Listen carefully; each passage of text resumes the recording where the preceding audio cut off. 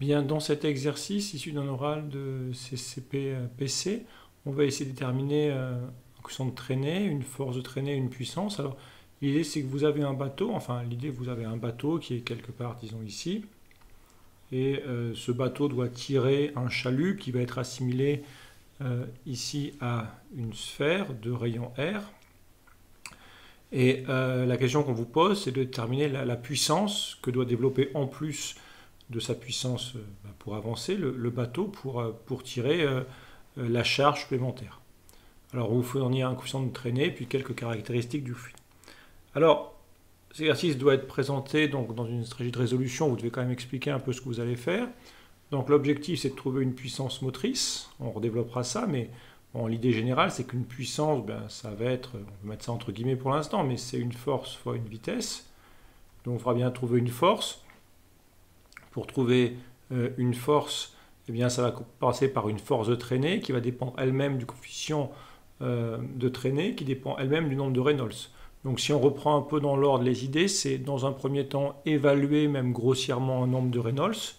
Une fois que le nombre de Reynolds est évalué, en déduire donc un profil d'écoulement, un CX et une force de traînée, ou disons une forme pour la forme de traînée, une formule. Et ensuite, on pourra essayer d'évaluer une puissance en appliquant un théorème mécanique type théorème de la puissance cinétique. Alors, on va commencer par la première étape. On va regarder, donc on a le dispositif qui est ici, et on essaye d'évaluer un nombre de Reynolds de l'écoulement. Donc maintenant, si on se place dans le référentiel de la sphère, donc pour évaluer le nombre de Reynolds, on sait de façon générale que ce nombre, on peut prendre la sphère fixe et imaginer que l'écoulement arrive sur la sphère. Donc on aura la masse volumique du fluide fois la vitesse du fluide à grande distance, qui sera à l'opposé de la vitesse de l'objet, fois le diamètre de l'objet, donc ici 2R, d'accord, et on divisera par état, la viscosité dynamique. Alors simplement, si on reprend l'énoncé, on vous fournit non pas état, mais la viscosité cinématique. Donc en fait, on peut retrouver comme ceci on aura donc la vitesse V, fois 2R, et donc on divisera par, alors nu, d'accord, la viscosité cinématique. Je rappelle que nu, à ne pas confondre avec le V, c'est état sur ρ. Voilà. Donc on peut maintenant évaluer. On aura donc 2 pour la vitesse, on aura 2 fois 1 pour le rayon, et on aura pour nu la valeur qui est indiquée au-dessus, c'est-à-dire 1,2 fois 10-6 pour l'eau.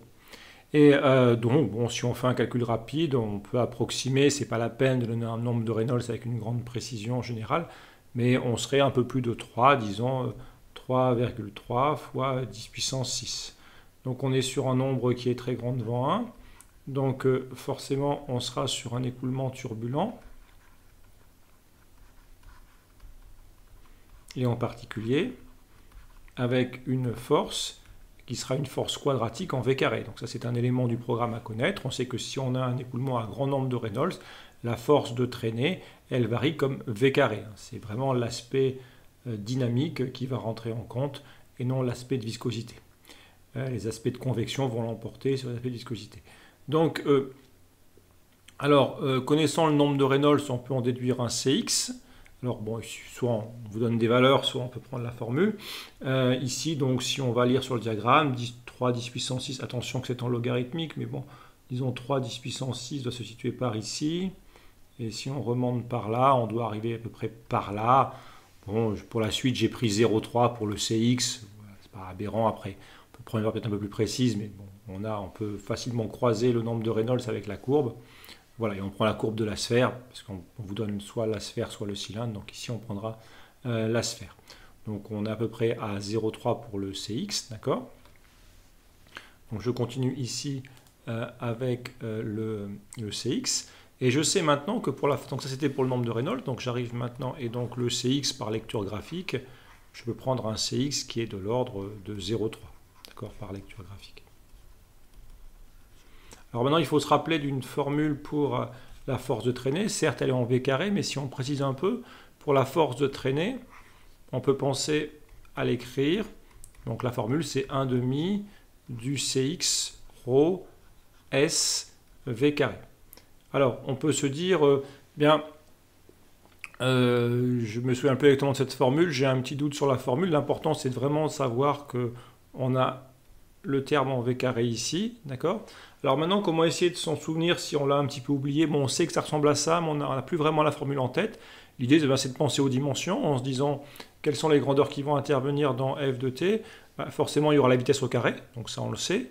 On se doute bien que la section va intervenir. Si vous avez un objet qui a une plus grande section, bah forcément, il aura une prise à l'air ou à l'eau ici plus importante. On est sur des hauts nombres de Reynolds. On sait qu'un haut nombre de Reynolds, c'est la masse volumique qui est vraiment prédominante dans les caractéristiques du fluide. Il ne s'agit pas de faire intervenir état ici. On sait qu'à haut nombre de Reynolds, la viscosité joue très peu. Ce qui va vraiment compter, c'est l'impact du fluide sur l'objet et non pas le frottement du fluide sur l'objet. Donc, ne pas faire intervenir état. Et donc, si on prend simplement ces trois termes, si on s'intéresse à la dimension de ces trois termes, ρ s v carré, on peut vérifier. Donc, on aura pour ρ m L-3 en termes de dimension. Donc là, on a du m L-3. Ici, on aura L carré pour la section. Et ici, on aura du L T-1, le tout au carré. Donc on va être sur du M. Alors pour L, on aura donc ML, hein, L-3, L2, L2 et T-2 ici. Donc on a bien sûr l'idée d'une masse fois une accélération. Et une masse fois une accélération, eh bien c'est bien une force d'après la deuxième loi de Newton. D'accord? Donc, et après il y a ce fameux Cx qui va jouer, hein, après pour un objet d'une certaine section. Tout dépend après s'il est plus ou moins profilé. D'accord? Voilà, donc c'est une façon, si vous n'avez pas vraiment la formule parfaitement en tête, il faut avoir des éléments, il faut savoir qu'elle dépend de v carré, il faut se dire, ben voilà, ça va dépendre de la section, de la vitesse à la puissance 2, de la masse volumique. Si vous avez un petit doute, vous pouvez essayer de faire une analyse dimensionnelle pour trouver. Et même si vous n'avez pas le facteur 1,5 ici, c'est pas très grave, hein. Si vous n'avez pas en tête le facteur 1,5, c'est pas dramatique. Voilà, mais le reste doit pouvoir se retrouver quand même. Voilà, donc là j'ai une force de traînée. Alors maintenant, je reviens sur le schéma au-dessus pour trouver une puissance. Alors, il faut quand même faire un petit élément quand même avant de terminer. Eh bien, on va supposer qu'on a un régime inertiel. Donc, en fait, la puissance motrice, qui est due en fait à la force motrice associée à la corde, doit équilibrer la force de traînée du fluide. D'accord? Donc, équilibre entre la force motrice du câble et la force de traînée, d'accord, en régime inertiel. Donc, le régime inertiel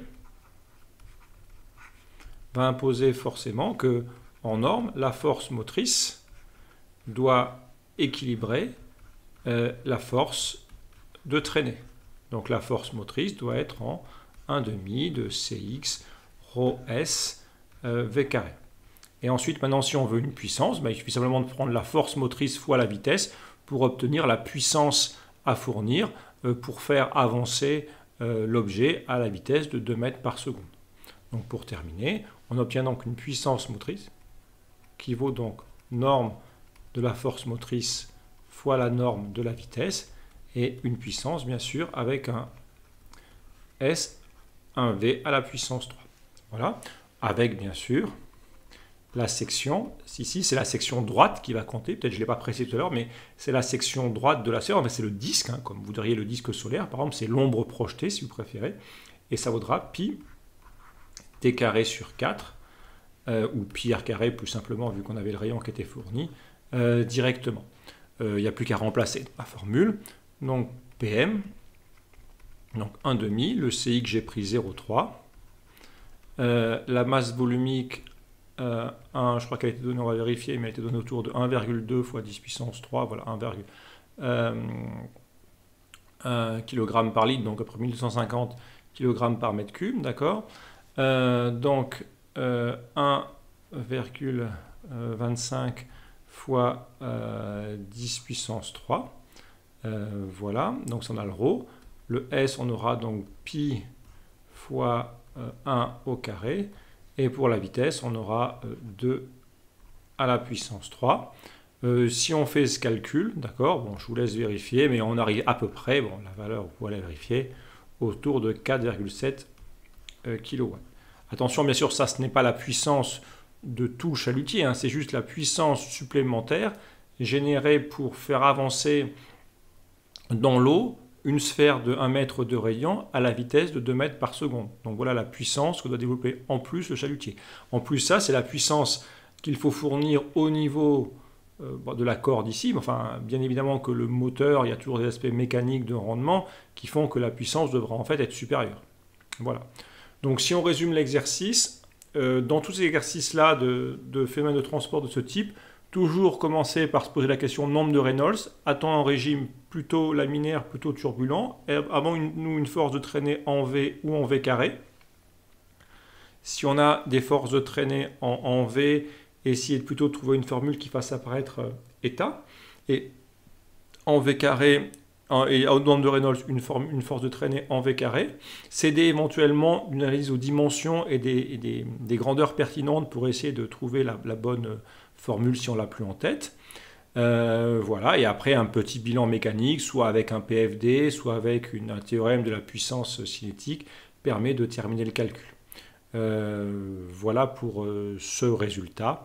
Voilà, donc en particulier, on voit bien qu'on ne pourrait pas développer, c'est pas une puissance, hein, pour comparer un petit peu. Un homme, par exemple, un cycliste, par exemple, en pleine action professionnelle, peut par exemple développer pendant une demi-heure une puissance de 400 watts. Donc là, on est vraiment sur une puissance qui est quand même très supérieure à ce que peut développer un être humain. Voilà, je vous remercie pour cet exercice.